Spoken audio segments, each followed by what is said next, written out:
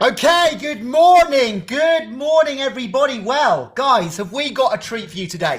Okay, welcome to our Unleashed community drama, and this morning is our mental health special. So guys, I'll tell you, we have got a treat for you. We've got a really packed, we've got an absolutely packed morning, so we're going to crack on. I want to read a poem, first of all, by my brother, believe it or not, who is a poet. He's a professional poet and speaker and writer. And he wrote this poem, and I think it really is really pertinent for today. So I'm going to read it. It's called Inconvenient Truth. And it goes like this.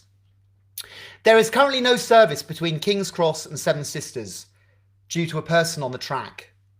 Transport for London wishes to apologise for any inconvenience. There is currently no service between King's Cross and Seven Sisters due to a baby who grew up and lost his job, his kids, and the will to live. There is currently no service between King's Cross and Seven Sisters because there is no community health service. No one wishes to apologise for this inconvenience. My gosh, I tell you, I think that is an amazing poem, because basically what it's talking about is the fact that actually mental illness for a lot of people, okay, is something you don't talk about and, you know, you don't want to apologise for, and is out there. And yet the stark reality is that actually 1 in 4 of us will at some point in our lives struggle with mental health issues. And in fact, it's the biggest killer of men between 20 and 50 in this country, suicide. Suicide, biggest killer. So this morning we are going to be looking at mental health. We've done a lot over the years about mental health. You know, Unleashed Community Drama is about taking issues and, you know, writing stuff about them. So we are going to be doing a great Throwback Thursday where we're looking back to Under One Roof 2, which was our big homeless musical that we did a couple of years ago. Second one that we did to raise money for the local homeless centre. And we wrote this thing about mental health. And I tell you who we've got back today, the lovely Tom Stockley, who we've got an interview with, which is fantastic. But we're going to start off, okay, with what we normally do, okay, and that is we go around the room and we just find out. So we've got quite a few people joining us today, which is fab. So here we go.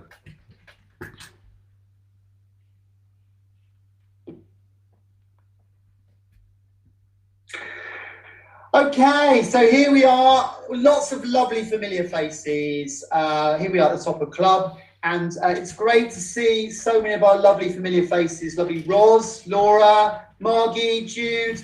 Nice to have you here, John, Calvin, Josie and Sharon.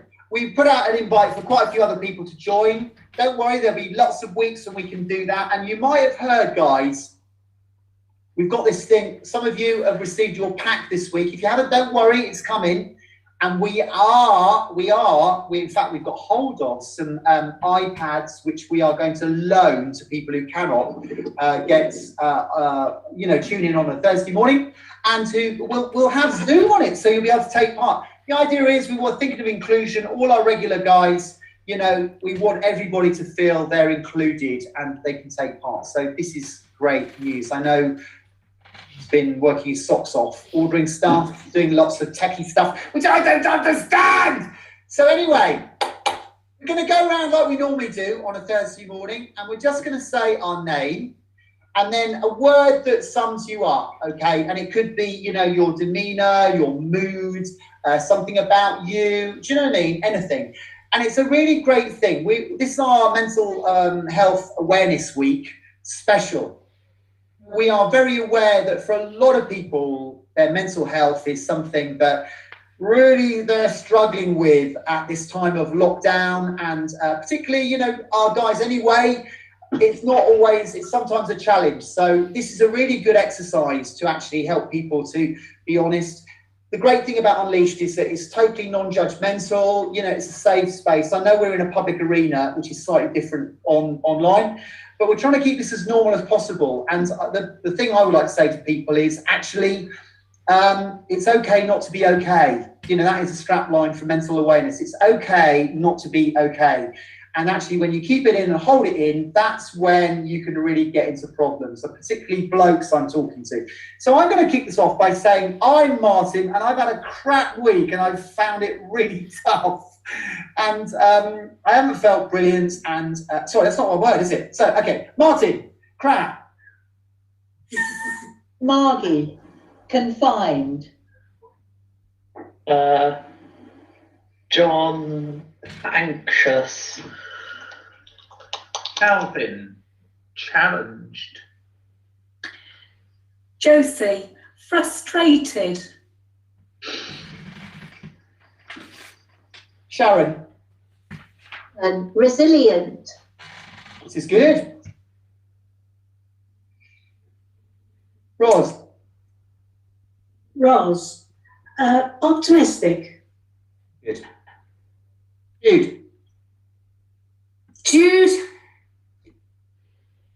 contented but frustrated. Oh, that's two things, isn't it? But yeah, I'm a bit with Josie as well. Yeah. Concentrated. Yeah. Okay, lovely Laura. How are you, lovely? Okay. Is that all right to say? Okay, it's okay. Yeah, okay, it's good. Okay. Guys, can I just say, I think, you know, we are going to be talking about mental health this morning. We've got some really great stuff planned. We really have.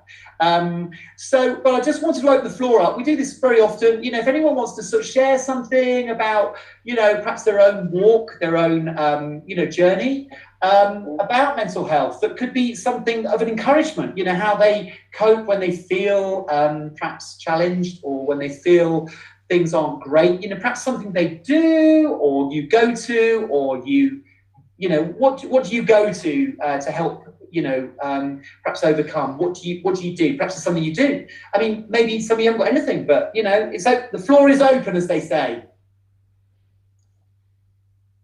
I'd like to share. Can I say that this is my 9th week of being confined to my house and garden and just around the block, and I've been doing okay with just, you know, going out for a few minutes. But this week I found I was really struggling, and I was getting lower and lower and really losing all motivation for anything at all. I didn't want to do anything. And the thing that actually makes me feel better is to get in my car and to drive. So yesterday I thought, they have said that you can drive a bit further. So yesterday morning I got in my car and I drove up to a little place at Fernworthy Reservoir on the moors. I didn't see anybody to speak to. I got out of my car, sat by the reservoir, and I had my lunch, and I got back in my car and I drove all over the moors from Postbridge and round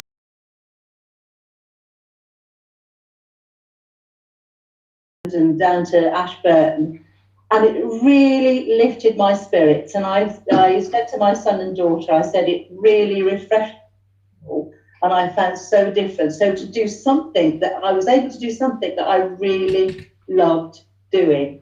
I didn't need people, I didn't need shops, I didn't need cafes. I just needed outside in the country and driving in my car. Margie, that's so helpful. And can I just say, I think that is such a great thing. And I think also that connection with nature. You know, I've done quite a lot of reading recently, and I think what you're saying is absolutely true, that to simplify your life and actually connect with nature and the simple pleasures is something that could be really helpful. So that's really great.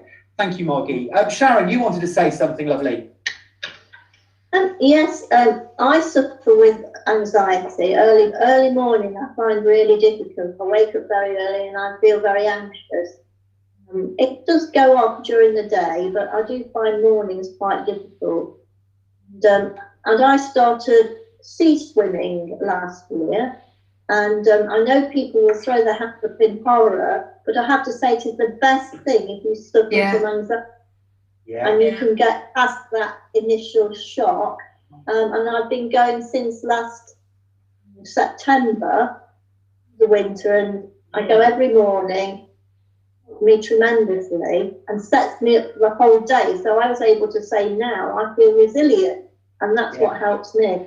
Do you know, Sharon, it's really interesting you should say that, because I know that Allah is really into this as well. And I've read an awful lot. I read a thing about actually, in terms of depression, one of the things that really helps, cold shower every morning, and also sea swimming. Yeah, do a cold So shower, helpful. then tip it over with a warm one, and it's like a 50-50. Really great. That's really helpful, Sharon. Laura. Thank you. Very lovely. No, I was just saying that what Sharon was saying, you do 30 seconds of like really hot stuff and then really cold stuff, and you go from one to the other, and it does something to your insides, and It does. It helps. It helps. It's an absolute physiological proven theory that actually the shock of the cold actually sets you up and helps you become more resilient. So Sharon, Sharon's saying, I get up and I have a cold shower every day, then I go for a run, and for some reason it just clicks me into the world. Well, Laura, can I just say that is another thing which I've been reading about. Actually looking after yourself in terms of your activity, that actually running, doing exercise, again, is something that is really good for your mental health. I personally have known for years that running really helps me. Basically, it gets the natural endorphins going, it keeps you fit, it makes you feel really great about yourself. It's the best thing to do before you actually start your day. You have to get your body moving, and it really helps you out. Yeah. It always has with me, so Oh, that's brilliant. That's brilliant. Jude, what were you going to say? Yeah, I was just going to say, at the top of the programme, I said, I'm feeling frustrated but contented. Frustrated because, my family is 5 hours away, and this is the longest time that we've ever gone without seeing them. So that is really painful. But contented because when you can appreciate a beautiful day and living somewhere that's so beautiful. And we've started going out at 7 a.m, just getting up and going off and just walking by the sea. And it is just so uplifting. So I'm with Margie, with what you were saying. And it really does make you feel so grateful for living in a beautiful place. And the other thing is, we're so lucky being here. We are fortunate to be here. And the other thing I find very uplifting is, this beautiful season of seeing flowers and flowering shrubs and, nature is. And it just does lift your spirits. It does. It really does. The thing I found really helpful, and it sounds a really weird thing, but I'll tell you, I've been, Sam Leach, our vicar at Mary Maggs, he's such a lovely guy, and he's been doing these was in the morning and the evening. And he was talking the other day, and it really struck a chord with me. He's got this app from the RSPB, and he's teaching his kids how to work out which bird is which bird's song. And the thing that's really struck me is we live in a lovely street, and because there's been so little traffic, you're really conscious of the bird song and this whole thing of connecting with nature. They're getting louder. Have you noticed? They are getting louder. Yes. Laura, getting louder. It's a lovely thing, and again, it's about. I know, but I love them. At the same time, it's like, just give me a little bit more time. Sorry, Calvin. When I was working, worry was something that I was particularly prone to. Sleepless nights. I think most of us know about this. And the two things which helped me to avoid that, if you're focusing on and you're going round and round in circles, getting anywhere fast, the two things which helped, one was prayer, but the other thing was phone up and talking to somebody that could help. Break the silence. So if people are in that place, somebody, it helped me time in the harsh world of business. It was certainly relevant now. Calvin, I think that is a really good point. I think actually being able to talk and share your problems with someone. We touched on this a couple of weeks ago with Roz about counselling, and we're going to be talking later in the programme about this, how important it is that you can share. I think particularly men open up. Women are good at this, you know, nattering and stuff over coffee. Men are not so good about it, you know, actually talking about their real problems and actually talking about it in a real way and actually opening up is very cathartic and very helpful. So that's a really good point. John, what are we going to say, mate? It's been quite hard, actually. I don't really know. Like, I've just been a bit all over the place and anxious and finding it hard to understand all the emotions and that. And it's not been very easy and lots of, yeah. Oh, bless you. But, you know, it's just been really odd. It's like trying to understand this whole new. There's things I do like listening to music and things and just watching the TV and going out on a socially distanced walk and that, and it's just like can help. Yeah. But yeah, it feels odd to not have any routines and everything like that as well. Yeah, no, John, that's, I get that. I tell you, but that's a very, very good point about you looking after yourself. And if you've got an interest in particular music can be very soothing. It is something that really does it for you. You know, to get up, I think it's important to have a proper routine. I think a lot of people are really struggling with not going out, not having a proper routine. So getting up, getting dressed, incredibly important. So thanks for that. Oh, hang on, let me just turn that off. Oh, hang on a second. Might be Angela. Okay, right, Roz, you wanted to say something. Yeah, I was going to say, similarly to John, the emotional roller coaster is quite something. There are days when I wake up and I'm crying, and I think, why am I crying? What's that about? I don't really know. Not sobbing, just tears. And I think that's the separation thing from family and friendship. So, It kind of sucks, and we can't like hug everybody and No. do what we normally do. It's Yeah. a little bit strange. We're not used Yeah, to it this. is. But I'll tell you something though, Roz. It's important that you can express that emotion. I think for a lot of people, particularly blokes, you know, who never cry or show emotion, that's where they get into trouble. You know, I'm actually, as you know, I'm a very emotional person, and actually once a month I have a jolly good cry, and it's all out there. And actually that's a really good way of, you know, dealing with emotion. You know, there's nothing wrong in being honest and saying, actually, you know, I need a good cry. You know, I have a good old cry. My wife's very, very... It's good to have a good cry. I mean, you watch a film, you watch something on TV. Yeah. I normally cry when it comes to the stuff with the horses. I just go, I think it's cathartic. I think if you can find something like that, Laura, a film or something that you might be a favourite film, that taps into something emotional, it's a release, and that's a good idea. It is a release. The other thing it's good to just kind of just let go. Yeah.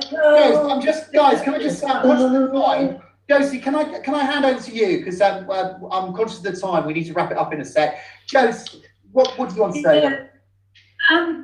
Most of you know that I lost my dog a couple of months ago. We had to have him put down because of the cancer, and it's been so frustrating because he was always in the house. And one of the things that I kept doing as a routine is going out for a walk every day. And if I can, I borrow a dog, which I've been doing as well.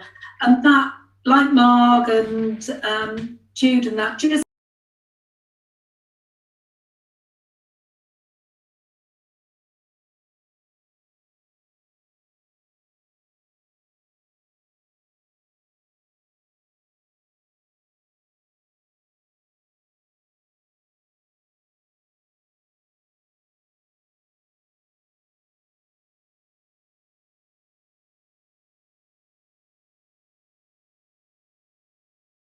get outside in nature and appreciating the beauty of the area. So It is. Yeah, it is. Thank you, Laura. You're very Yeah, thank you, Laura. Absolutely. He was knighted, wasn't I was knighted. Hey, Laura, I was knighted last week by John's mum, which is great. Anyway, guys, we're going to wrap it up because we've got loads more exciting stuff, including our star interview with Joseph Milson. So listen, guys, Oh, always good. Always good. Huh? Seriously, doesn't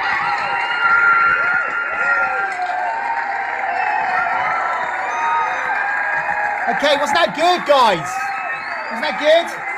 Okay, guys, wasn't that good? I mean, goodness, we had a really good chat this morning. Really, really important. Now, what I'm just going to do here, sorry, I'm just trying to line up the next thing. We're going to see who's waving through the window because we've actually got a really great special guest, someone who's back from the past, a guy who was with us for quite a while, right in the early days. And my goodness, what a blessing he was to us when we were starting out and stuff. And that is the lovely Tom Stockley, who is down here in lockdown with his folks at the moment, and he's waving through the window. So we've now got this interview with Tom Stockley, and then we're going to go straight into one of the really good mental health dramas that we've ever written. So here we go.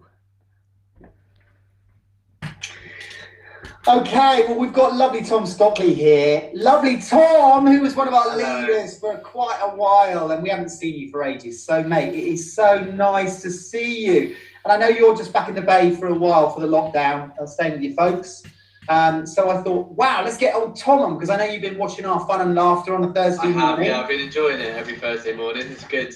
Yeah, good man. Well, it was our loss when you went off to Bristol to be a youth person, a youth leader, but... You know, I'll tell you, Tom, it's so lovely. The guys remember you because you were there right at the very beginning. The first thing we ever did was that gnomes thing. Do you want to just tell us about how you got involved with Unleashed and how long you were with us and all that sort of stuff? Because people remember you very, very fondly, and we still miss you.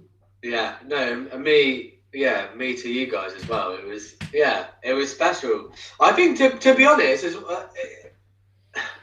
more than anything,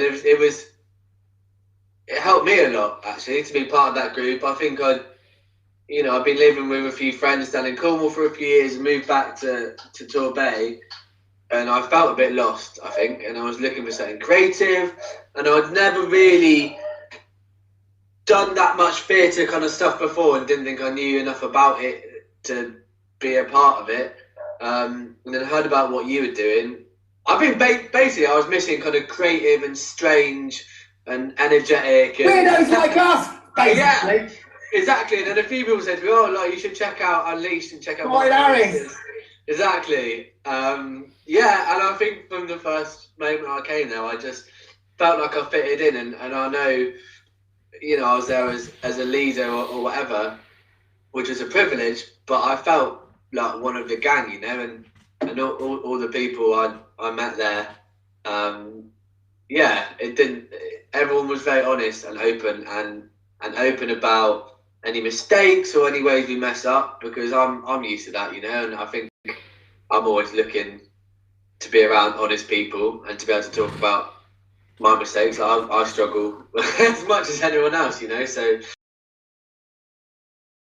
it felt very real and really funny as well. Yeah, we had a lot of fun. Well, we still do. A really funny, intelligent bunch of people. Maybe some of them would disagree, but I think you're all very funny and intelligent and interesting. Yeah. Well, we did have a lot of fun, and the weird thing is, Tom, is we're sort of looking back today because it's Mental Health Week, and as you know, a lot of the guys, because of their addictions and challenges, a lot of people, including myself, struggled with mental health and what have you, and it's sort of not talked about enough. The honesty is not talked about enough. So do you remember we did in Under One Roof 2, we wrote that sketch, which we're going to show in a minute, based on Edward Munch's The Scream, and you were very much involved with that, weren't you? What's your remembrance of all of that? I think the whole thing obviously was amazing to be a part of, but that Scream thing and that idea of being lost and frustrated and not being able to express it, it hit a nerve with me, and I'm sure loads of the other guys in the group. And I feel particularly, I'm lucky enough to have a fairly supportive family, but I think maybe growing up I wasn't always supported by school, and I had a lot of problems there, really. And as a bloke, I never really felt like I was able to say, look, I'm feeling a bit crap today. you know, and you do get to this point, and I think for a lot of people, they're screaming, you know, me included, like, is drink and whatever things you do to feel that kind of frustration. For those that don't remember it, basically the script we devised was about 5 different scenarios of people who actually were clearly struggling, but they say nothing. They're silence.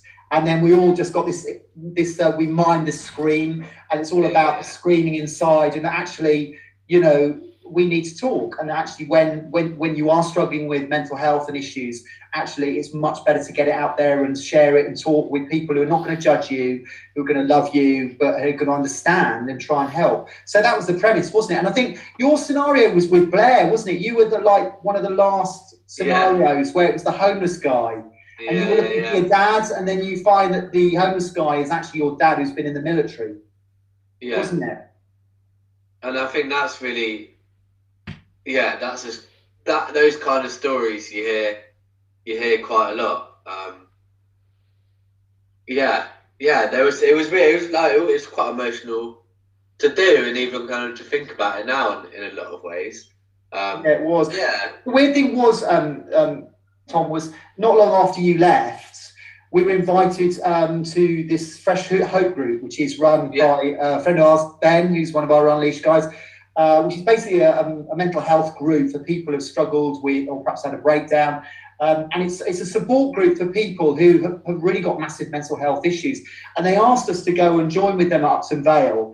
And we showed that, and we had a lot of the guys who were in it, and we talked about the whole premise of how, you know, actually people look okay on the outside, and that's the thing with mental health.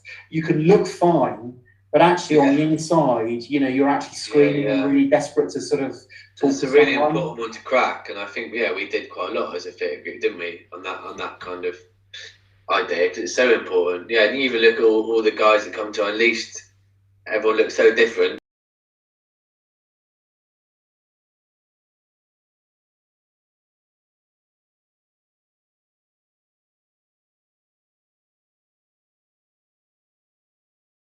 And a lot of them look quite jolly, and, you know, but me included, and yourself included, but you never know what's going on. Yeah, on no, the totally. inside. Yeah. Yeah, no, totally. Well, listen, Tom, tell us a little bit about what you've been up to, because it's so lovely to see you. I mean, you went off to Bristol, didn't you? And I know you've been doing some care work, but you're also working with a youth project, aren't you? Yeah, I think I just wanted to head somewhere a bit bigger and well, there's creative stuff. I don't know, just to see what I could do. So I've always enjoyed working kind of community-based stuff and like things like Unleashed, and working with young people, and actually working with those young people who might have been kicked out of school, who might be being misunderstood, who might be going down that route of drinking and drugs and whatever, because they're the ones, like you said, you know, they're judged a lot, and people think, you know, they're antisocial, misbehaving, whatever, but there's more to that. So we've been working with a lot of those kind of young people, a lot of through some theatre stuff. I've been working a little bit in a young person security unit, like a juvie, basically. This is great. Which has been cool, and working with those kind of kids, which is challenging but cool. I've been doing some more community theatre stuff. And this time, T.S. Idiot, is he still around? Yes, and performing. I think, you know, I love Torquay. There's a lot of good things in it. I mean, Bristol has been really good in terms of me as a performer. I've been doing my kind of punk poetry stuff a little bit more, a bit political, a bit of comedy. As T.S. Idiot. And starting to get paid sometimes for that, which is nice. Yeah, which is great. Yeah. And you also organised your arts festival, didn't you? Your family arts festival. Yeah, we did.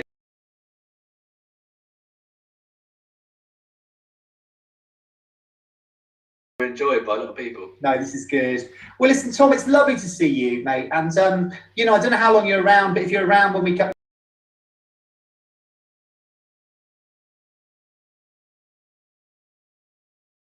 Get back together, you know, do come and see us. And I'm never far away when I'm in Bristol, and you guys have always had a special. Like I said, it was I always felt like I was struggling just as much and going through very similar things to all the guys there. You know, I never felt any different or above any of them at all in any way. Like, and if anything, I think a lot of them helped me through stuff.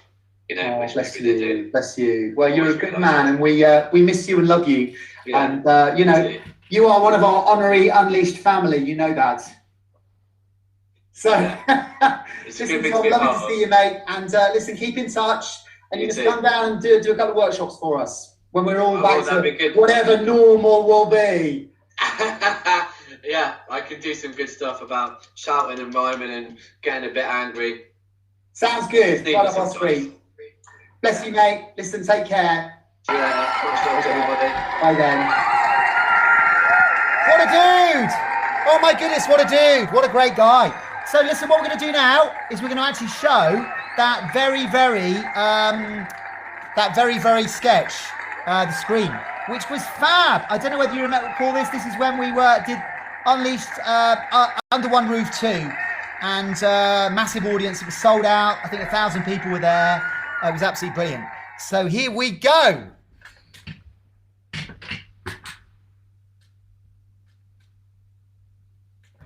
We hope you enjoyed that little number.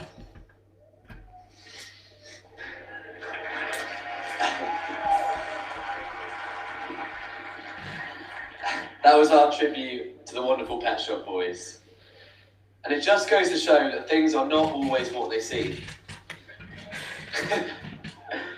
Mental illness is one of those things that very often you wouldn't even know that someone's struggling with.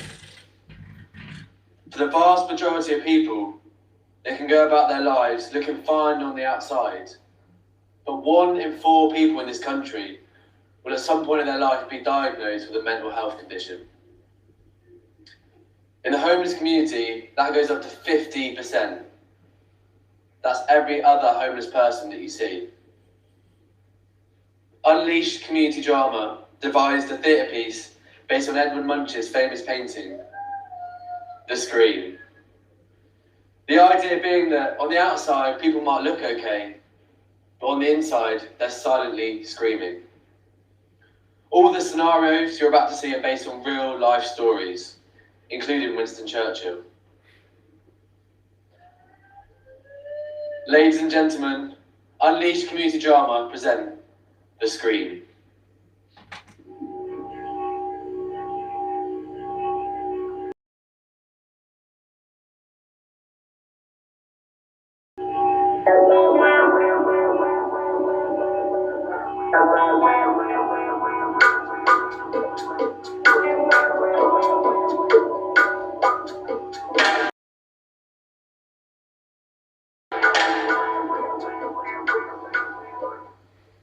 I want to scream! I want to scream!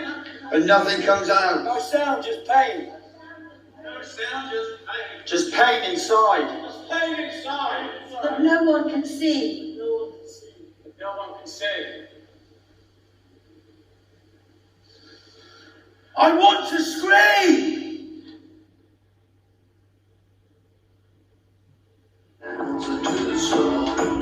Sweet germs in the fields of power made me feel better, better. Sweet germs in the fields of power, it made me feel better, better. They took the straw from off the roof, you made the fire catch as it should. Julian, what are you doing sat on the floor? You're meant to be revising. What on earth do you think you're doing? Come along, you know it's your exam on Monday. It's philosophy. Oh, I despair. I'll bring you a cup of coffee. Perhaps that will help. Now, come on. Sit at your desk. You've only been up here for 2 hours. You'd better not have been sat on the floor all that time. Now, come on. Julian, are you deliberately defying me? Do you honestly think that your father and I spent £9,000 a term on your private education just for you to squander the opportunity that we're giving you? Oh, why can't you be like your sister Camilla? Straight A's all through sixth form. She had a first from Cambridge, and now she's making her way up in the city. You are doing this to defy me. Now, come on, young man, you will sit at your desk, and you're not coming down until you've done at least 2 hours of serious study. Julian, you need to wake up. Your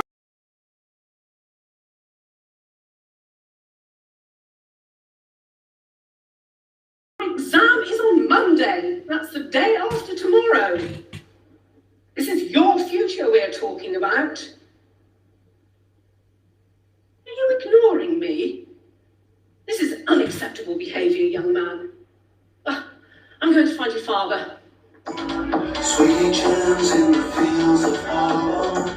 The meadows roll, the green on green. The meadows roll, the green on green.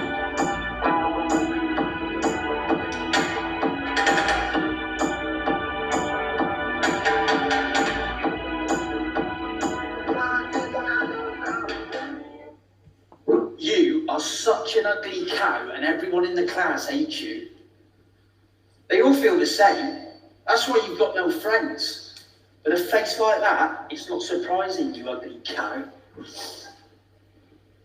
And you'll never get a boyfriend either. I heard Gary telling all his mates what they thought of you.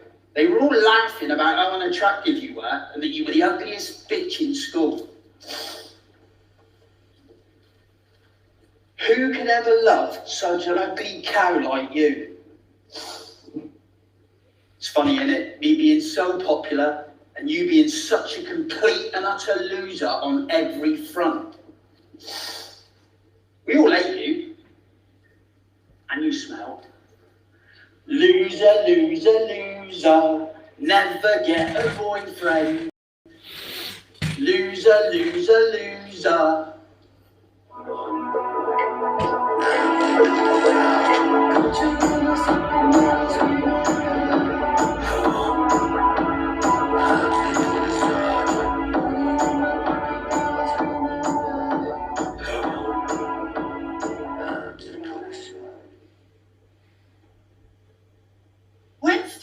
Winston,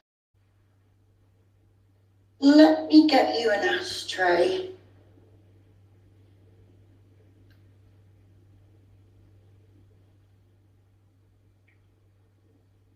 My darling, I hate to see you like this. How do you fancy coming out with us this afternoon? I'm taking the children to Kew Garden. Might do you some good to get out in the sunshine. The children have been asking after you. They'd love for you to come. How about getting your paints out? Paul sent some lovely canvases up from Windsor and Newton. Very thoughtful of him. He's such a good friend to you. Oh, and he's asked us to attend his reception for his exhibition at the Mount Gallery.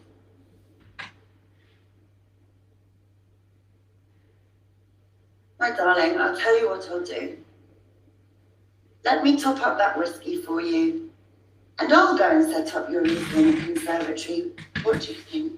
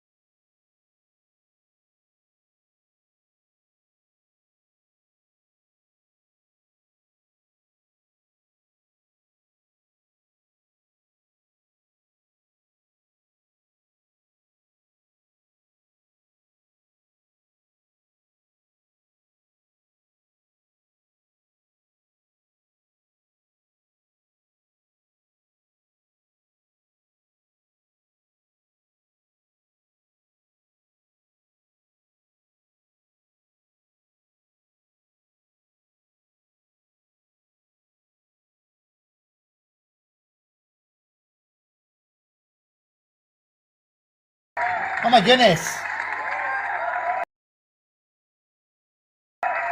Isn't that fab? Well, guys, we are now going to do something to shout about. Nick Murphy. Look, you got a coloured face. Happy birthday, mate. It's Nick Murphy's birthday today, so happy birthday to him. Look, can you see? Look, I got some toner for my printer. And there you are with your lovely new coloured face. Now, we also have a new avatar. Look who's here at the house today. Yo, Allah. Look, and she's wearing a pimped up t-shirt, Unleashed t-shirt, which she cut up. Oh my goodness. Now, the reason why we've got Allah here is because, bless her, she did this wonderful interview for us for our documentary last summer, which I have to say was part responsible for us getting the money, my gosh, from the National Lottery. John Gingell put together this wonderful, wonderful documentary. And a lot of our guys, lovely Allah here being one of them, did an interview and just to talk about the club and to talk about, you know, how it's helped her. So we're going to look at that now, and then we're going to have a quiz. So guys, if you want to get your pens and papers out, we are going to have a special mental awareness quiz. So you can listen to the interview, and then we're going to have the quiz, and then we're going to get Allah on the phone, who's going to be our specialist subject answers person. So it's all very exciting. Right, let me just set this up. It's all good. Oh my gosh, we've got everyone on the show today. And don't forget, we've got Joseph Milson coming up. My goodness, our star interview, which is fab. So here we go. Anyway, first of all, our very own star, the lovely Allah. That's not Allah, that's Laura. But here we go. And absolutely being diagnosed with bipolar 15 years ago. Been through every therapy group in the land, you know, every psychiatric unit thing, until I came to this place. And I was like, okay, that's just crazy. The people just doing all these silly things, you know. So for the first couple of weeks, I was just sitting there laughing. And because you're so sick, that's all you need. You need to bring back the basics of your body when your brain is broken. So the laughter is the best medicine, we always say. So John provides plenty of that every week. The best thing, you know, people with mental health are incredibly self-centered, and they're very good at presenting to the world the shell, and inside people are screaming, and then when you realize that, and you keep thinking you're just the only one, everybody else is happy, and you're the only one who is suffering that. So if I burst into tears, I just run out and wash my face, you know, if I feel emotional. And there is no judgment whatsoever. Because, so being yourself, I'm totally being accepted for what I am, complete mad Russian, you know, because bipolars, you know, if you met bipolars, you would know they're up and down, you know. Thursday morning, between 10:30 and 12 o'clock, there is a magic happening in this room, okay?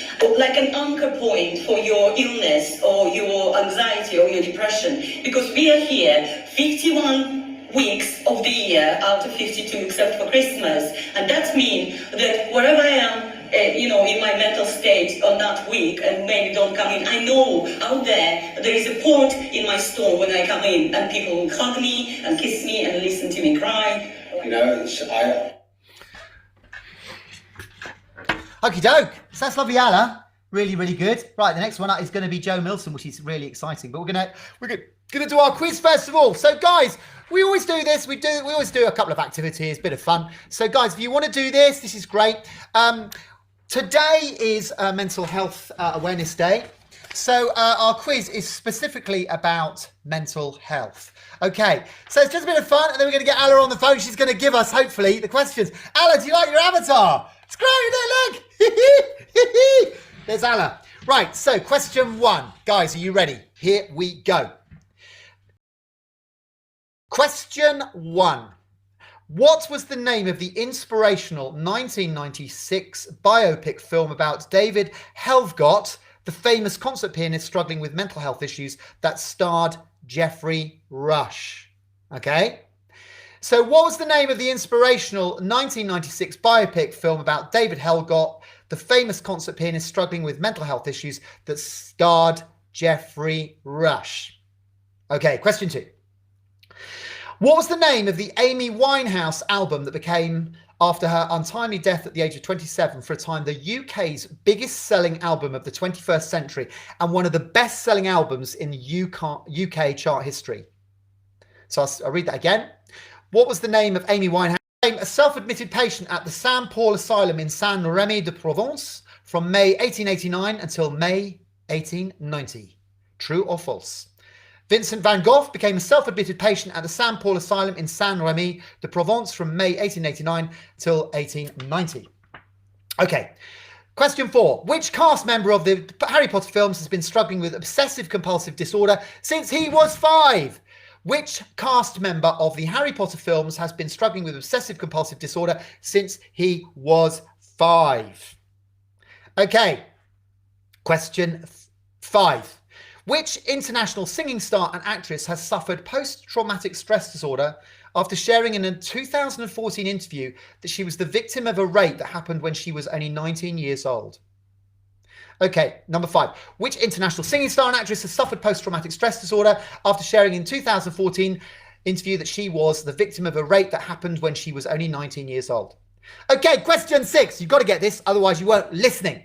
What is the name of the Edward Munch painting that has become synonymous with mental health? Question 6. What is the name of the Edward Munch painting that has become synonymous with mental health? Okay, question 7. What percentage of homeless people in England reported that they had mental health issues? This is current. What percentage of homeless people in England reported they had mental health issues? Question 8. We're going to whiz through this. We've got so much to do. Which Alan Bennett play about a famous royal who famously had a long bout of madness? What is the name of the Alan Bennett play about a famous royal who famously had a long bout of madness? Question 9. Which famous political aide to Tony Blair has struggled with his mental health all his life? Which famous political aide to Tony Blair has struggled with his mental health all his life? And the last one, this is great film. Who was the name of the evil nurse in Ken Kayson's book, One Flew Over the Cuckoo's Nest? Oh my gosh, in the film, she was a right horrible person. What was the name of the evil nurse in Ken Casey's book, One Flew Over the Cuckoo's Nest? Right, so we're going to get the lovely Alla on the phone. And she's going to be our quiz meister. So let's get Alla on the phone. Now, let's have a look. Here we go. Hopefully. Here we go.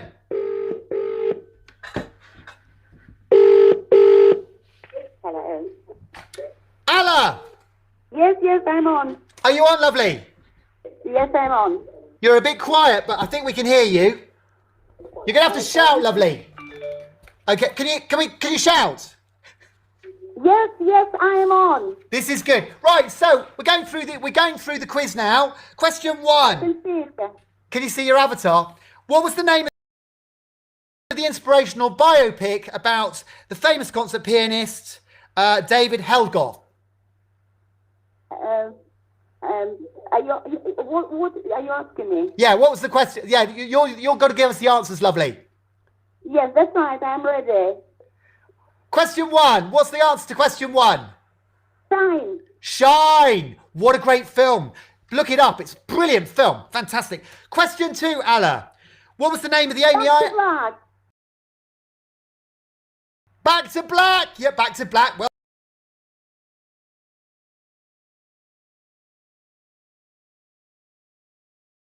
done. This is good. Question 3. True or false? Vincent van Gogh.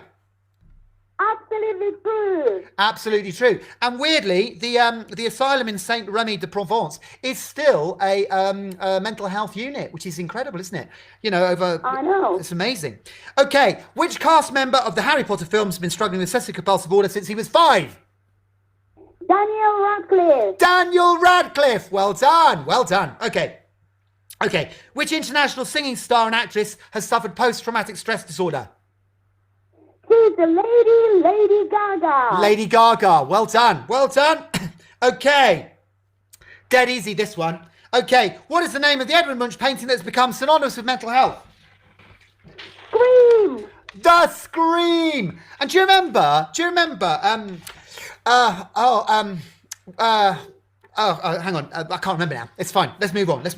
Okay. What percentage of homeless people in England reported that they had a mental health disorder?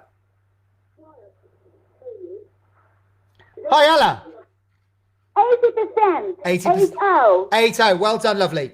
What's the Alan Bennett play?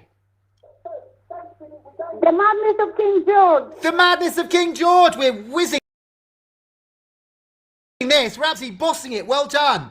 Which famous political aide to Tony Blair struggled with his mental health all his life? Alistair Campbell. Alistair Campbell. Okay. And then the last one, the evil nurse in One Flew Over the Cuckoo's Nest. Nurse Ratched. Nurse Ratched. Yeah, well done. Well, listen, Alla, lovely having you on. Thank you so much. Do you like your avatar? Love you guys. Love you. Take care. Bye. Right, guys, we are going to whiz on because, oh my goodness, we have now come to the bit in the show which you've all been waiting for, the interview with Joseph Millman. Oh my goodness, this guy, we got to know him through Alexa. She's been doing some work for him. She's been editing his book. And he, bless him, said he would like to come on and encourage us all. So what a dude. How exciting is that? This guy's been in everything. I watched the other night. You'll see. Oh, my goodness. Angel Has Fallen. Here he is.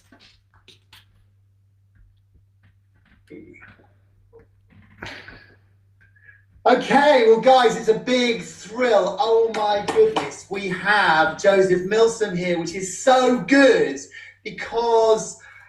Joseph, it's a really big thrill to have you join us today. It's not joke, no doubt. My goodness, I mean, you've done so much. I mean, it's, you know, the last couple of weeks we've had real actors on the club. Fantastic. Whatever that means. I know. We're all exactly the same. Nobody knows what they're doing, let me tell you. But I am the busiest unknown actor in the world. My goodness, you are. I tell you, I looked at your CV and obviously I realised when we came and saw you in Love Never Dies 10 years ago. Oh my gosh, we so enjoyed it. And of course, we saw it a couple of weeks ago when they were showing it on, on a Friday night. But but my goodness, you've been in Peak Practice, you've been in EastEnders, you've been in Holby, you've done big movies like, Casino Royale with Daniel Craig. You've done, you've been with Morgan Freeman and Gerard Butler in Angel Has Fallen. And then also you do like Shakespeare and the National Theatre, RSC. Oh my goodness, is there nothing you cannot do, Joseph? No, I think what you mean is there nothing I won't do because I'm such a whore. I'll go anywhere they pay my rent with. And so I've managed to be, it's 28 years now I've been doing this for a living. And it's a combination of absolute pig-headed refusal to give up and a bit of luck, and luckily low expectations going in. I think that's really helped me. So there have been moments where other people, we have these agents and people, who take 10% of your money and don't always do too much. No, they do, they're marvellous. But there have been moments where they've got all excited and gone, this is it. I think you're about to become a big star. Well, I mean, I thought, great. But it doesn't happen. And I just keep working occasionally, and that's marvellous. I say keep working. I've had massive periods out of work. And again, luckily my expectations, the secret of life, what is that old saying? You sow an expectation, you reap a disappointment, I think. Now, us British are quite good at being optimistic pessimists, realistic. And it's helped, I think. Like last year I had a great run of work, and then 6 months where I could not land a job. I had perhaps 70 auditions. I was the bridesmaid on lots of them that didn't quite get the job. And it got to the point, in my life, I have 3 children I'm responsible for effectively, and 2 of my own and a stepson. And it gets to the point where I realised how lucky I've been. It had been 15 years since I'd had to have a different job. I'd managed to, well, it's not a problem. But to pay my way with 2 families, actually, as it were, I had to work as a carer for old people by day. And then I was working in a cocktail bar till 2 a.m. at night. Oh my gosh. 6 days a week for about 5 months. And then out of that, I got the lead in a movie. But you just keep your head down and keep going. Or maybe head up and keep going. So it's funny, I have done an awful lot. You have. Well, Joseph, I'll tell you something. You are at the moment in Mary Poppins, aren't you? You are playing George Banks in Mary Poppins in the West End with Petula Clark and Charlie Stamp. Oh my God! When it comes back, when we get to do it, of course, we stopped work on March the 16th, like everyone else, and there is no guarantee we'll go back. We are Really? all crossing our fingers, Really, and we've got really? a kind of vague date of the end of September Yeah. to maybe be allowed back. Yeah, but it's been wonderful. Mary Poppins. Musicals come my way occasionally. I never trained as a singer. I can hold a tune, but I'm sort of that actor who can sing that they'll get in occasionally. Mr. Banks, luckily, just goes. I don't have to do any big singing. It's such a fab musical. I mean, to be fair, me and my wife, we sing it 5 times. We're that sad. Nothing sad about that. I've directed a children's version of it. Yeah. So I mean, I watched the movie of it with my kids, without exaggeration, maybe 200 times. It is the most magical story. But it must be a bit of a worry for you. I mean, seriously, as a professional actor, how are you coping with the lockdown? Because I know I read in the Stage that the industry has lost like 615 million quid's worth of money. I think Yeah, I can't keep up with the big figures. All I know is the personal story is that it has effectively. We aren't going to know the effect of all this for quite a while. And my dad, my dear departed dad, always said, "How do you eat an elephant? One bite at a time." Yeah. And with this problem, it's almost too big. If my wife and I were both actors, you'll meet her, everyone, next week or soon. If we started really thinking about it, I don't think our industry will be back on its feet for a year or more. And it is entirely likely and possible that Mary Poppins won't come back on, in which case I have no work. Now, I've been working at Aldi supermarket for the last month. The way I am, the minute that job finished, I have children to feed. I took my little CV around the town until I got a job. Now, they took me on as a temp. I worked there for 5 weeks, then they had to let all the temps go. So right now I'm unemployed again. Oh, mate, I'm sorry to hear that. It's all right, it's okay. But we will, I'm building a sound studio and a cupboard at home in the hope that I can do voiceovers. I'll do whatever it takes. But really, how I'm dealing with it is definitely that thing of one day at a time. I was walking my children on a dog walk the other day, and my son is 16 any minute. He's 15. My daughter's 18. But my son was, he's a lovely lad, but he was, as all teenagers do, he had his head, and all adults sometimes, he had his head down like this as he was walking. It was a beautiful day. And I said to him, "Come on, lift your head up." And he said, "Why?" And I thought, oh God, I've got to give him an answer now. So what I said was, look, if you think there are lasers coming out of your eyes, the angle they're pointing down at tells me what's going on with you. And you are being led by and controlled by your thoughts. You're worrying about stuff. And it is like heavy and pulling your head down. I said, if you lift your eyes up so the lasers coming out of them are straight ahead, you don't get taken over by those nasty thoughts and you're in the day. And I said, it's up to me, up to you. You know, you do what you want.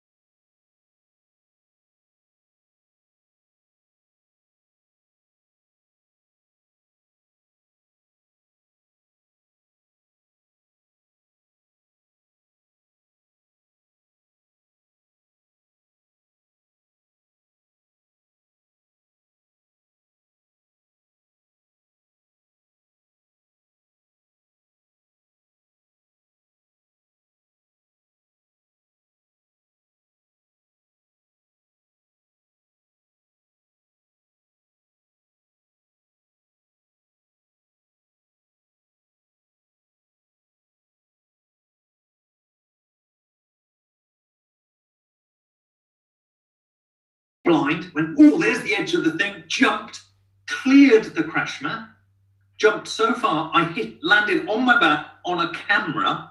No! And of course, everyone just went, oh, is the camera all right? Is the camera all right? I'd heard a bit of a click in my shoulder. And they said, right, it's all right, we'll go again. I kind of went up there. Feels a bit weird. I can't really move my arm very well, but it's fine. I did it again. I did it perfectly, landed on the crash mat, but I heard click. It went great. I just moved off. I was so nervous about getting sacked. I didn't tell anyone for an hour. And a stuntman came up to me and said, good job, mate. Yeah, well done. You're all right. You look a bit pale. I said, yeah, I'm fine. I think I might hurt my shoulder a bit. Let's have a look. He pulled my shirt back and my collarbone was sticking up like that. And he went, oh, we've got to report this. I went, no. And I begged this man not to tell anyone. I knew things you know when you're in the business. Stuntmen always have amazing painkillers. So I said, please, just give me a painkiller. He went, oh my God. I said, they'll sack me. I've got 4 more days left. They'll get someone else. They wouldn't have, but I was so paranoid. He gave me one of his mega painkillers, used gaffer tape to tape my shoulder down.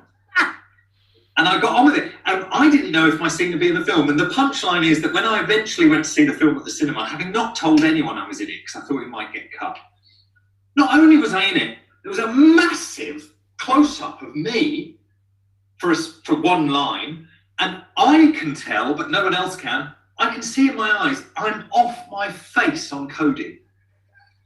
In that close-up in Casino Royale, I knew when they did that close-up, I was on mega painkillers. So that's a good one for you. Yeah. What about that for a first film?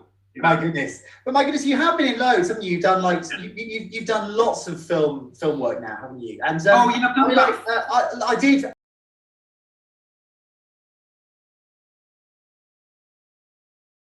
Last night I watched Angel Has Fallen, bit of research. Great film. I mean, what's it like working with Gerard Butler? Because slightly smaller part, but it ended up being quite good. And I was working with Jada Pinkett Smith, who was Will Smith's wife, and people had said, "Oh, she might have a bit of an ego. She's a big old star and a diva. She'll have an entourage." She was fantastic.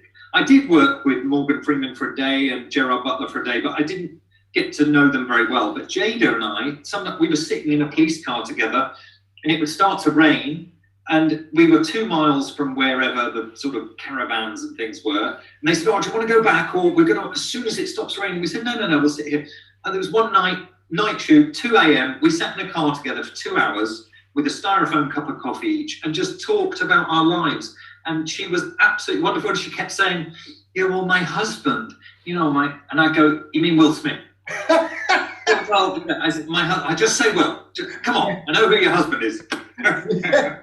Oh gosh, my goodness. So, I mean, for someone like yourself, it must be really varied. You have had an incredibly varied career, and obviously our connection with you is I think Alexa is Alexa Tewksbury, the wonderful woman. Yes, she's been editing your book. Yeah, I have a book of stories about my life coming out. Well, it's just signed with an agent, so he's got to sell it. So one day it will come out. Yeah, but yeah, do you know what though? It's interesting. We were talking just before we started about the theatre you guys do with Unleashed. That's so brilliant. And I think you're focusing on all the best bits of this thing.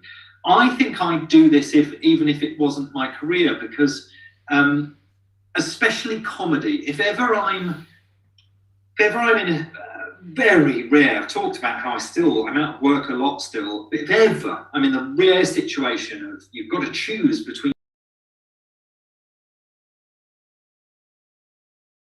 two things because they clash. If there's a comedy, 99% of the time I'll go with that, because I'm talking about my dead dad, but he ran a pub. He did all sorts of things, but he's a million miles from this business. But I remember when I was a young actor, I was on tour in a comedy, Loot by Joe Walton. And I was always a bit embarrassed about what I did for a living. I'd seen my dad hucking barrels all his life, working 365 days a year. And I thought, I know my job's hard work. It can be hard work, but it's not like what my dad does. And I used to feel embarrassed. And one night I came out after a show, he'd come to see it. And I made a glib comment about a silly job, not a real job. And now my dad was not prone to philosophical statements. He grabbed me and went, "Oi, don't let me ever hear you saying that again." I went, "What?" He said, "You just made 500 people laugh for 2 hours." And he said, "In this shit world, do you know how much that's worth? Don't let me ever hear you underestimate how important this theatre thing is," which he didn't know anything about. And I've always kept that with me. And with comedy, you can hear instantly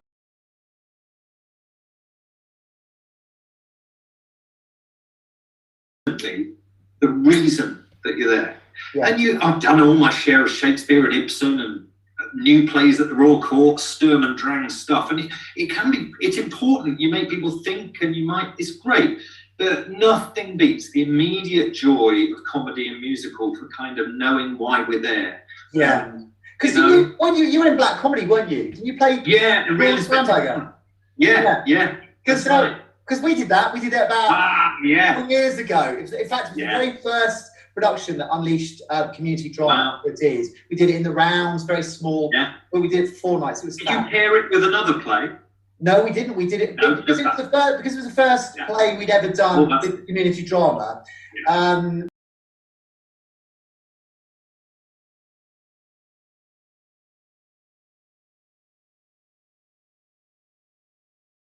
Amazon Prime or something, but for once I'm starring in it. I'm in every scene, and I play a serial killer. It's not a comedy, but it was a really difficult shoot. My wife was in it as well. We had a great time, and I am just super proud of the end product. I just think it shouldn't have looked that good. And also, there's a kids movie out now called Dragonheart Vengeance, which is for sort of 10-year-olds plus, and I play the lead sort of Captain Jack Sparrow thing in that. And for me, that'll do me. I'm like the lead in a kids' adventure film. It's there. It's a Dragonheart film. I'm talking to a dragon played by Helena Bonham Carter. So that's a huge, proud thing that my grandkids can watch. So I'm very lucky. Yeah. Well, listen, Joseph, we really appreciate you coming on and encourage us. It's so great to meet you, and we're going to probably be locked down till flipping October. So we could probably do this again maybe in months' time. I know. Yeah. I'll have a big grey beard and mad hair. Yeah. And I think you might be talking to my wife, Sarah King. Yeah, your wife. This would be great.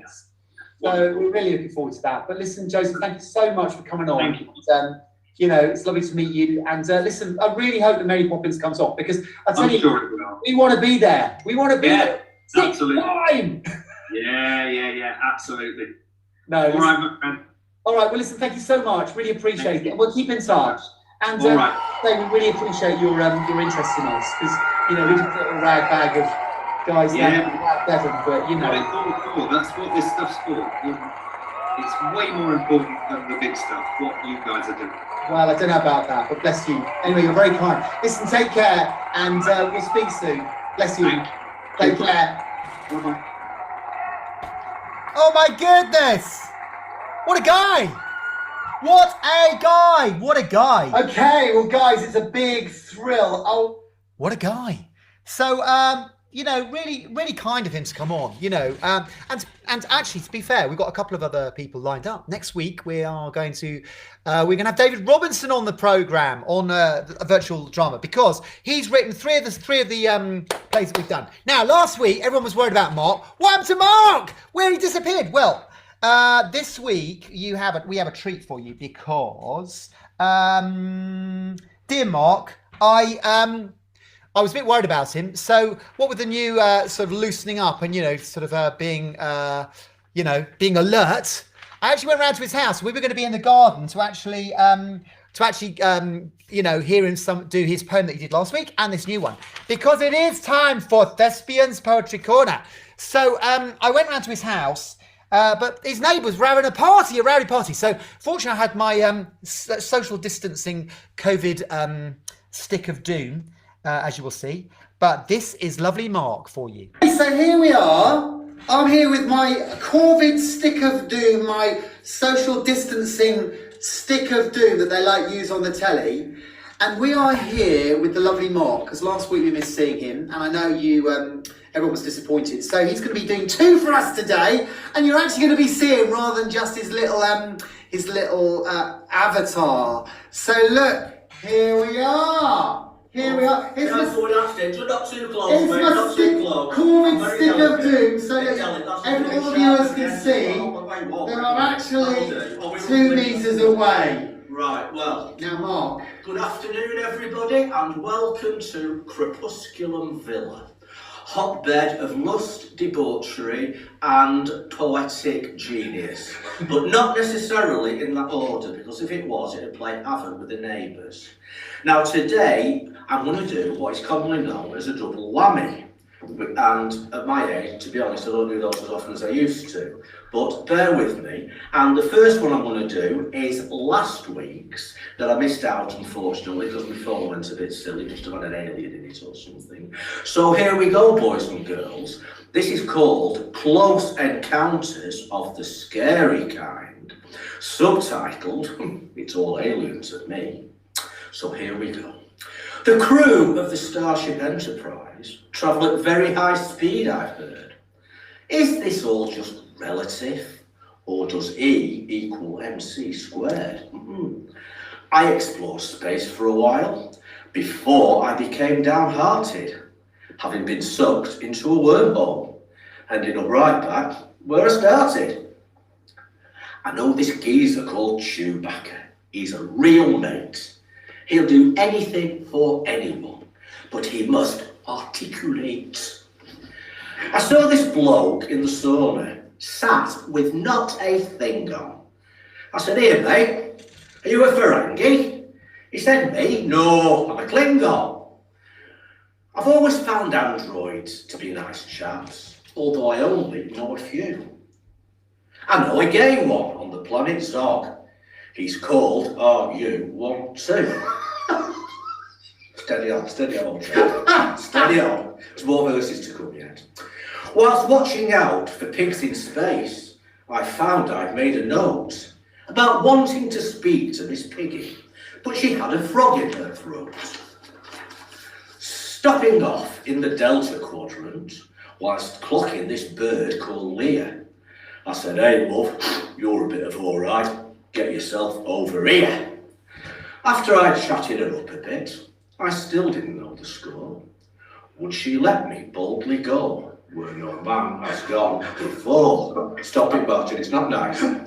So is this poem pure fiction, or is it really true? Have there been real deep space encounters? I'll leave it up to you. So here we go now, folks. Yes, it's a double whammy time. And as we know, Universal Credit has had a bit of a rough ride since it started. In fact, there were 9 times as many the other month claiming as there should have been. And we showed the Universal Credit sketch a couple of weeks ago. Indeed, absolutely. So you started. Oh, absolutely, like what I started. Brilliant. So anyway, being Universal, it's got to be everywhere, hasn't it? So I had a thought about how are the wildebeest in Africa doing with their Universal Credit. And this is the unique take I came out with. Here we go. A wildebeest of indeterminate IQ stood on the Serengeti, wondering what to do. His Universal Credit was already 6 weeks late, and with his missus giving him ear roll, he was in quite a state. An elephant, who it must be said, was nothing short of glib, laughed as he walked past him, saying he already had got his. "Bastard," said the wildebeest in a highly indignant way. At that particular point in time, there seemed little else to say. At dusk, a ranger rode up on his new quad bike. "Sorry I'm a bit late, but it has been quite a hike. Now it's all down to the alphabet, so this is what you do. Just change your name from wildebeest and call yourself GNU. Thank you." Yeah, well done.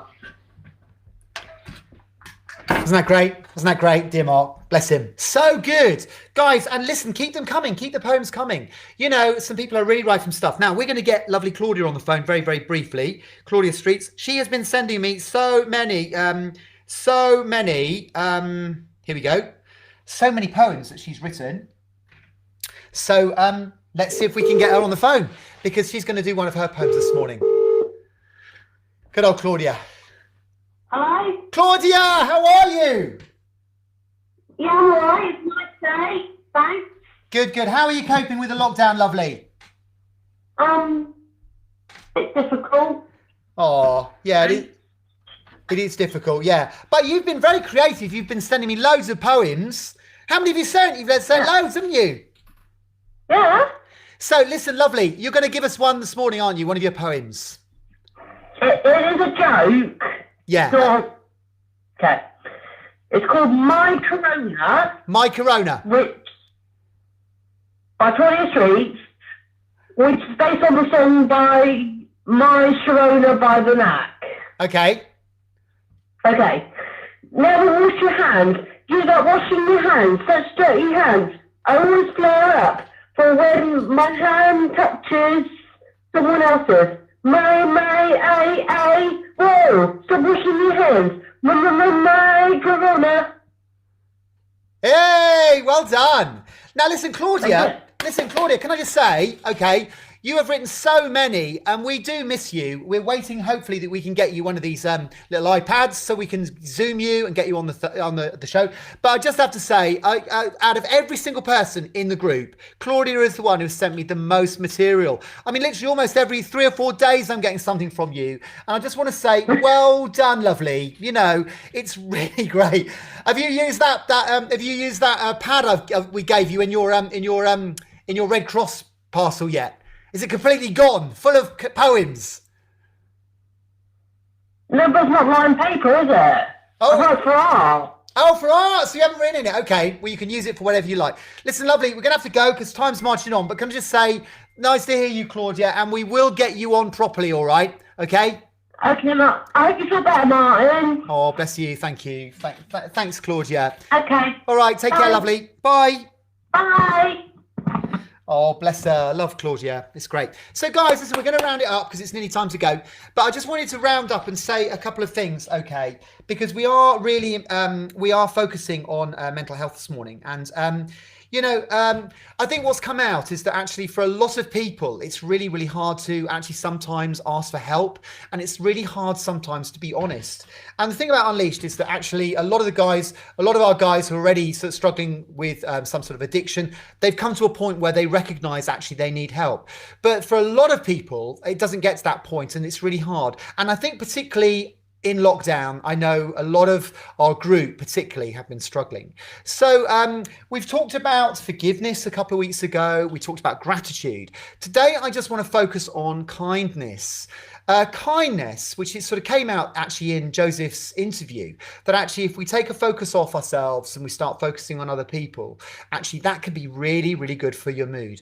I think it was fantastic at the top of the club where loads of things came out, about taking cold showers, about talking to people, about connecting with nature, mindfulness. We've done some stuff on mindfulness, just really, really sort of using every single thing that we can. But I think this whole thing of kindness, when you're at perhaps actually feeling a bit rough, maybe there's someone that you could phone to help. Maybe there's some service that you could do. I thought it was great what Mark said last week about how important his service is as part of his recovery with NA, and how, actually helping others and being a mentor for others, someone that they can look up to. That's really helped him in his own recovery. So guys, you are all getting one of these. If you haven't got your pack, okay, you will be getting one, the Wellbeing Journal. Okay. And in it, there's like ever such a lot that you can do. You could to write down, what you enjoy, focus on what you are grateful for. I just want to say also, I don't know how many people of you are following the Normal People on the telly at the moment. I know it's a bit controversial, lots of sex scenes and stuff like that, which, I think it's hard for young actors and what have you. But I have to say the book is absolutely fantastic, and it's the book that everyone is talking about. And the thing that really impressed me about it was one of the characters, Connell, in that. The bit where his mate commits suicide, Rob commits suicide, And he's got this nerdy friend at uni who suggests that he goes and get counselling. My goodness, there's a scene in Normal People where the dialogue is so brilliant, where he goes to a counsellor and how Marianne helps him. And I just think it's a really good thing. And I think it's a really great thing about this book, that actually it takes away the stigma that actually if you really are struggling, and particularly with suicide, the ripples of that. A year ago, a dear friend of ours in the church committed suicide. It's coming up for the year's anniversary, and it affected so many people and their mental health. And then actually we need to talk about it and, realize that when people do commit suicide, it's part of their illness. They're ill. I remember at the funeral, Sam talked very much about, how ill this friend of ours had been and how it wasn't his fault. And, he really was struggling. And yet it is absolutely the truth that it is the biggest killer, suicide, of men between 20 and 50. So I would really advocate that actually, if you are feeling rough, if you are feeling suicidal, you need to talk. It is good to talk. It's okay not to be okay. It's okay to actually get help. It's okay to go and see a counsellor. It's okay to be really, really honest about how you're feeling. And that's why I think actually it's that part of the story, really fab, really fantastic. Can I just say, the other thing is also, a lot of people are engaging in different ways with, Calvin touched upon it, prayer, or, sort of spending time where you just calm yourself, breathing exercises, muscle relaxation, but also actually thinking outside yourself. And Mary Mags at the moment is doing a really fantastic job in the morning, 9 o'clock in the morning, 9 o'clock in the evening. A lot of them are led by Patrina, a dear Patrina, a friend of ours who runs the living room. She's got an incredible story. She was a heroin addict and, completely come through that and has completely recovered. And yet what an amazing woman. And yet, she's leading these things. And quite a few people are engaging with that on the Mags website. So I would really encourage you to do that, just at times to just stop, pray. I mean, I know that, this is a completely inclusive group, so we're not getting anyone to jump through any hoops, but, it's spirituality is really, really important. I mean, you don't have to be anything to be this group. You could be an atheist, an agnostic, Jedi even. Last week, Jedi. But for being serious for a moment, that actually when you are struggling, actually a lot of people are engaging and looking to a higher power outside of themselves. So guys, we are going to finish now. Be kind to yourself, be forgiving of yourself, be kind to others, be forgiving of others, and that will help your mood. I hope you've enjoyed it today. It's been a fab morning, isn't it? Oh my goodness. Joseph Milsom, what a lovely guy. Lovely Tom Stockley, to have him back. My goodness, to see Mark in the flesh. Really good. So guys, look, we're dead on 12. First time in about 3 weeks I haven't run over. So can I just say, guys, thank you so much for joining us. Next week, really exciting. We've got David Robinson on in the club. Did a great interview with him. Such a lovely bloke. He wrote The Cross and Switchblade. He wrote The Hiding Place. And he wrote Millennium Mysteries. And we're going to be doing a throwback Thursday on the Millennium Mysteries, and hopefully getting the cast together next week. So guys, take care of yourselves, and we will see you all next week. If you really are struggling, please ring us. Please give us a call. You've got Margie's, you've got Joseph's, you've got Calvin's, you've got my number. We are here to help you. Do talk. Remember, it's okay not to be okay, particularly these difficult times. We're here to help you, to support you, but just really value you joining us today. And we'll see you all next week. So have a good week and God bless. Take care. Bye.